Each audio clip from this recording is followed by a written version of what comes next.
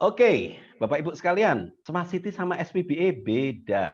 SPBE singkatan dari Sistem Pemerintahan Berbasis Elektronik. SPBE itu Bapak Ibu adalah bagian dari Smart City. SPBE adalah bagian dari Smart City. Kalau dalam model Kemenkominfo, Smart City itu ada 6 dimensi. Artinya kalau teman-teman mau membangun sebuah Smart City, entah Smart City, Smart Regency, Smart Province gitu ya, maka minimal 6 dimensi ini yang harus dibangun. Minimal 6 dimensi ini yang harus punya programnya. Dan di dalam 6 dimensi itu ada masing-masing dimensi ada 3 subdimensi. Sehingga totalnya ada 18 subdimensi ya yang harus dibangun di Smart City. Ada di Smart City itu ada yang pertama Smart Governance. Smart Governance itu intinya gimana caranya tata kelola pemerintahan di Bapak Ibu sekalian itu jauh lebih efektif dengan cara cerdas. Jadi ini bicara apa? Kalau dilihat subdimensinya, public services, layanan publik, birokrasi internal, administrasi pemerintah, ya enggak? Policy, public policy, pengambilan keputusan pemerintah. Nah, itu subdimensinya ada 3. Nah, ini kan kalau Bapak Ibu lihat SPBE Bapak Ibu ya. SPBE itu Bapak. Jadi smart governance itu sebenarnya SPBE. Nanti kita detailkan. Jadi lalu tapi ternyata Bapak Ibu bukan cuma SPBE, bukan cuma smart governance saja. Ternyata ada smart branding, ya. Bagaimana Bapak Ibu berkewajiban dengan model smart city ini berkewajiban untuk membrand kota, kabupaten, provinsi Bapak Ibu sehingga mampu bersaing ya secara global, bukan cuma secara nasional, secara global. Contoh, Banyuwangi pariwisata. Nah, itu apa yang mau di Yogyakarta kota pendidikan gitu. Tapi terus dibangun ya. Brandnya itu apa? Jombang kota santri. Nah, itu apa yang nanti akhirnya menjadi income, menggerakkan ekonomi, membuat kota kabupaten itu berkembang, itu apa? Nah, itu smart branding. Poin yang saya katakan bahwa kalau dilihat di sini, ternyata smart city itu ada 6 dimensi, ada 18 subdimensi.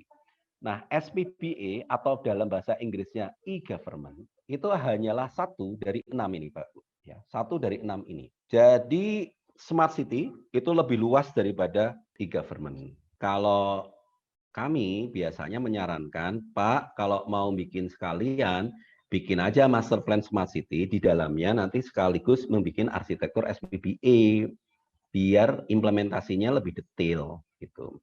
Kalau belum dianggarkan ya anggarannya terbatas ya oke, bikin arsitektur SPBE dulu ya nggak apa-apa. Karena memang pengalaman kami di beberapa kota kita temukan memang kekuatan pertama SPBE-nya harus kuat dulu terus untuk bisa membangun smart city. Baik. Pelaksananya ya kalau SPBE itu Bapak Ibu sekalian unit-unit pemerintah. Tapi kalau kita bicara smart city, pelaksana dari master plan smart city itu adalah Pemkot, baik itu OPD, SKPD. Nah, tapi juga bukan itu, nanti ada program-program yang dibagikan atau di-sharing dengan bisnis swasta. Jadi smart city itu Bapak Ibu ketika membuat master plan smart city harus jelas siapa pelaksananya. Dan pelaksananya bukan hanya OPD. Karena bicara master plan smart city itu kota, ya kota bukan cuman Pemkot, bukan cuman Pemkap, ya tapi kotanya gitu. Jadi pelaksananya juga semua pihak yang ada di kota, ya minimal ada 5 pihak tadi. Lalu cakupan smart city tadi, kalau Bapak Ibu lihat itu mencakup layanan kayak G2G, G2G itu government to government, ya layanan e-budgeting, sakip itu kan G2G ya, dari instansi pemerintah ke instansi pemerintah yang lain atau internal, ya. Lalu ada G2C, ya, government to citizen. G2B itu pelayanan ke bisnis. Nah, contohnya kayak apa namanya IMB gitu ya, NPWP ya. Nah, kalau SPBE rata-rata isinya cuma itu. Tapi kalau Smart City bukan cuma G-nya aja, di situ juga termasuk ide-ide tentang B2B, business to business. Atau B2C, business ke citizen. Jadi nanti bisa juga kok, nggak harus orang kulaan di situ, orang bisa beli langsung dipakai sendiri B2C. Atau malah C2C. Nah, lewat ya kayak Bukalapak itu ya, orang bisa jualan sendiri, bahkan nggak punya lapak ya, jualan sendiri langsung personal, lewat Facebook, lewat apa itu C2C. Bedanya lagi tentang SPB sama Smart City, ini fungsi pimpinan daerah, Pak Ibu. fungsi pimpinan daerah. Tadi kan udah jelas ya, kalau pimpinan di SPBE itu pelaksananya cuman OPD internal. Jelas pimpinan daerah punya kekuatan absolut. Nah, tapi teman-teman, kalau di Smart City itu pimpinan daerah nggak punya apa absolut ya. Tetap punya power tapi tidak absolut. Karena apa? Dia nggak bisa maksa yang swasta, nggak bisa maksa, bang, kamu bikinin ini, nggak bisa. Kalaupun dia memaksa nanti kena tuntutan hukum dan lain-lain. Maka fungsi pimpinan daerah di situ mempersuasikan dan mengajak untuk kolaborasi. Yuk kita dibantu yuk, gitu. Tolong deh kita dibantu, kota kita dibantu, kan tinggal di sini, gitu ya. Oke ya, teman-teman. Jadi udah jelas. Jadi kalau bicara SPBE sama Smart City beda. Kalau ngasih contoh Smart City jangan terbatas cuman SPBE. Nah sekarang kita masuk Smart City. Nah ini kan ada teman-teman akademisi nih. Saya juga harus pakai definisi-definisi akademis ya. Kalau Smart City ada dari British Standard mengatakan begini. Nah, ini ada kata-kata yang saya tebal ini kata kuncinya. Integration of physical, digital, and human system. Waduh. Jadi salah satu kuncinya kalau menurut British Standard itu Smart City itu semuanya terintegrasi. Lalu a new definisi dari ISO, Smart City is a new concept and a new model which applies the new generation of information technology. Nah, dia lebih spesifik lagi. Ini harusnya pakai teknologi terbaru gitu. Such as the Internet of Things, cloud computing, big data, to facilitate the planning, construction, management, and smart services of cities. Ada definisi smart city dari banyak sekali itu. Sebenarnya saya mendefinisikan 3 sebenarnya. Ya, 1, smart city itu apa? Ini pengalaman kami dan dari wacana yang kami bertemu dengan banyak pimpinan daerah, lalu dari kajian literatur review. Sebenarnya smart city itu ketika sebuah kota mengatakan kami mau smart city, kami mau smart governance, itu adalah smart city itu adalah tekad dan semangat, Bapak Ibu. Kedua, smart city itu Bapak Ibu proses.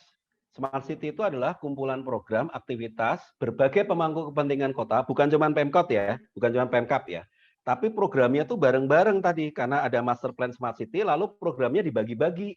Nah, untuk menjadikan kualitas hidup masyarakat lebih baik, lebih efisien, lebih berdaya saing, lebih sustain ya, jangka panjang. Makanya smart city kalau dalam definisi kedua ini nggak akan pernah berhenti Pak Bu, karena dia proses. Definisi yang ketiga, smart city itu kata bendanya, kotanya sendiri. Jadi smart city itu ketika kota kabupaten itu mampu suro. Wah, saya nyingkat jadi suro. Wah, suro itu kalau orang Jawa itu suro. Suro, S itu sensing, U itu understanding, R itu responding, dan yang penting juga dia anticipating. Pak, apakah benar sih smart city itu harus banyak CCTV-nya? Ya karena sensing, Mbak Bu. Terserah sensingnya apa. Bisa CCTV, bisa sensor. Pokoknya kalau ada jembatan kira-kira mau ambruk, sudah rusak, sudah ada indikasi rusak, dia harusnya sudah mampu menangkap. Kalau ada daerah polusinya kotor, dia sudah mampu ngasih tahu, oh daerah ini kotor, airnya kotor gitu. Itu namanya sensing. Kedua understanding. Habis masuk gitu ya, dia mampu mengolah data itu. Kira-kira bahaya nggak ya gitu. Karena itu pakai data analitik Pak Bu, pakai data analitik. Oh ketinggiannya sudah mencapai 3 meter, bahaya nih. Nanti dulu jangan-jangan memang sungai di situ ketinggiannya rata-rata 3 meter gitu. 3 meter belum bahaya. Nah itu dari data analitik. Banjir itu kalau sudah 5 meter, nah itu berdasarkan data analitik histori. Karena kemampuannya data tadi dimasukkan lalu diolah. Apakah pakai decision support system, pakai forecasting, pakai apa aplikasi. Yang ketiga, itu adalah kota itu mampu responsing, Bapak Ibu. Responsing. Jadi kalau udah paham, lalu kota itu bisa secara otomatis merespon. Kayak tadi misalnya banjir, udah tinggi lalu bergerak gitu ya. Pompanya hidup. Dan yang terpenting adalah kalau smart city itu dia mampu mengantisipasi, lakukan program-program atau tindak-tindakan kalau ini kalau dibiarin nanti akan banjir, maka terus kemudian pompa itu dihidupkan sebelum kejadian banjir. Jadi Bapak Ibu, kalau kita lihat smart city itu menurut dari model Kominfo ada 6 atau ada 18 subdimensi. Pertama adalah smart governance ya. Selalu pertanyaannya adalah apa inovasi dan apa teknologi yang dipakai untuk meningkatkan layanan publik. Nah, ini smart governance ya. Smart branding. Smart branding itu ada 3 subdimensi. Pariwisata, ya, produk khas kota atau kabupaten, wajah kota. Nah, coba dilihat Bapak Ibu. Selalu tanyakan, kota kabupaten Bapak Ibu, provinsi Bapak Ibu punya khas pariwisata apa? Ada nggak khasnya? Produk khasnya apa? Apakah batik, apakah kopiah, apakah kalung, apakah apa? Nah, harus ada produk khas. Orang kalau nyebut produk itu berarti ingat kota Bapak Ibu. Wajah kota. Wajah kota itu dari mulai layout kota, gerbang, bentuk bangunan, ya, atau arsitektur di dalam. Nah, itu smart branding. Itu 3 subdimensi yang harus dibangun. Lalu smart economy. Smart economy itu dari masalah industri, welfare, and transaction.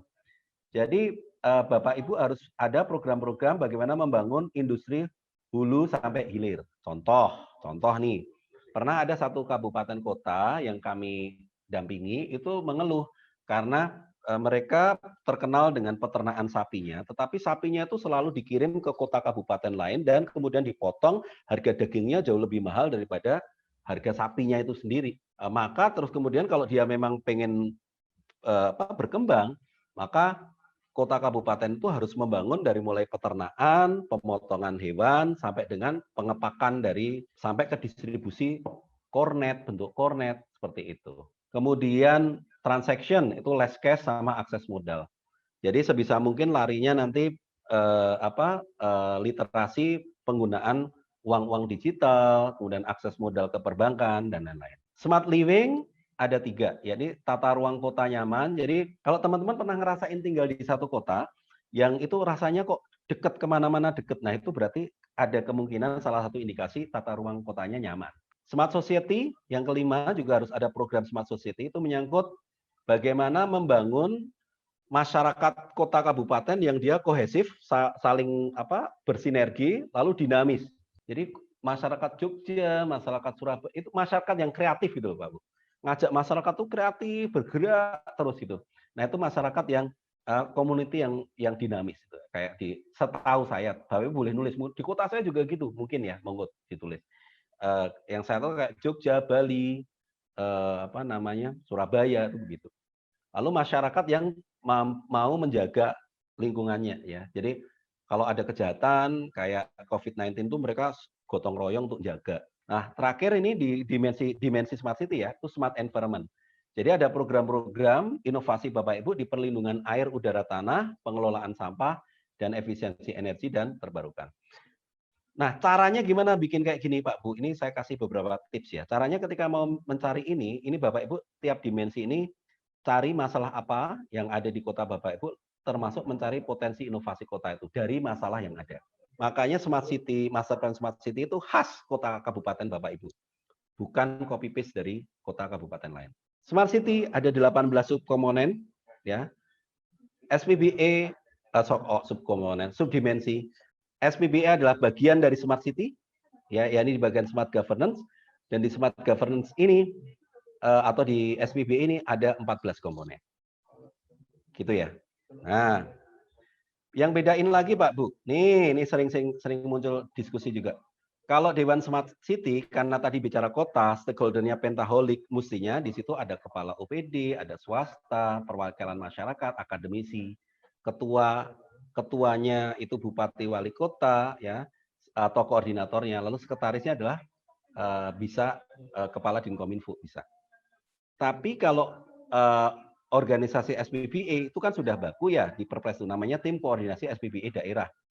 Ketuanya adalah bupati, koordinatornya adalah sekda, ya, sekretarisnya bisa nanti kepala Dinkominfo, ya. Nanti disuplai informasinya dari kalau ada kepala seksi tata kelola itu mensuplai informasi ya, rapat apa yang harus diadakan. Baru anggotanya di situ kepala OPD. Jadi bisa beda ya. Pak, jadi gimana Pak? Kalau di tempat kami perlu bikin dua-duanya nggak? Nah ini monggo nanti balik lagi. Secara resmi akan disampaikan oleh teman-teman Kemenpan, tapi teman-teman Kemenpan yang saya tahu mereka sangat akomodatif. Jadi kalau di tempat teman-teman ada Dewan Smart City, ada tim koordinasi SPBA, ada Dewan TIK, ada tim TIK gitu ya.